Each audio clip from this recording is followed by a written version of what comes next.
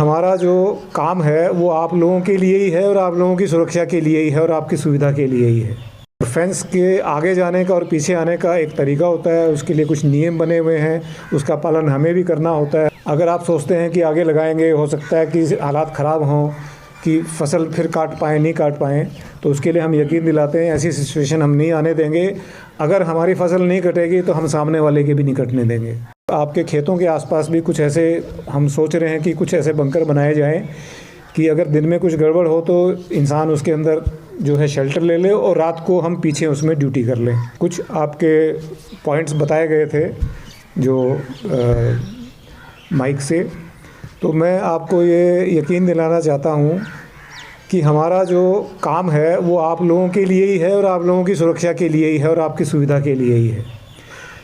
कुछ नियम कायदे कानून होते हैं जो हमें ऑब्ज़र्व करने पड़ते हैं, क्योंकि बीएसएफ सिर्फ यहीं डिप्लॉयड नहीं है। बीएसएफ पंजाब में भी है, राजस्थान में भी है, गुजरात में भी है, बंगाल में भी है, असम में है, मेघालय में भी है, त्रिपुरा में भी है, मिज़ोरम में भी है। सब बॉर्डर पे है और सब बॉर्डर पे फेंस लगी हुई है। और फेंस के आगे जाने का और पीछे आने का एक तरीका होता है, उसके लिए कुछ नियम बने हुए हैं, उसका पालन हमें भी करना होता है, वो आपको भी करना होता है, क्योंकि बिना नियम कायदे कानून के तो कोई काम हमारा चलता नहीं है। दूसरा ये है कि मैं चाहूँगा कि आप सभी लोग आगे जो ज़मीन है फेंस के उसमें खेती करें। बीएसएफ आपको पूरा सहयोग देगी, और लेकिन कुछ नियम कायदे कानून होते हैं फेंस के आगे जाने के पीछे आने के, उसका पालन सबको करने की ज़रूरत है। वो पंजाब में भी हो रहा है, राजस्थान में भी हो रहा है, गुजरात में भी हो रहा है, सब जगह हो रहा है। वो एक ही नियम है सबके लिए, किसी के लिए कोई अलग नियम नहीं है। तो उसके लिए यहाँ पर, क्योंकि जो आगे खेती है फेंस के उसमें ज़्यादा इरिगेशन नहीं होता है, मतलब सिंचाई का काम ज़्यादा नहीं होता, तो इसलिए बहुत ज़्यादा आपको आने जाने की भी ज़रूरत नहीं है।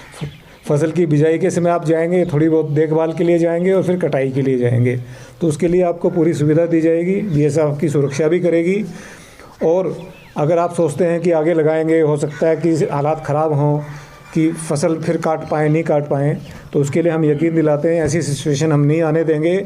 अगर हमारी फसल नहीं कटेगी तो हम सामने वाले की भी नहीं कटने देंगे। तो निश्चिंत होकर काम करें। बीएसएफ आपके लिए पूरा सहयोग करने के लिए तैयार है।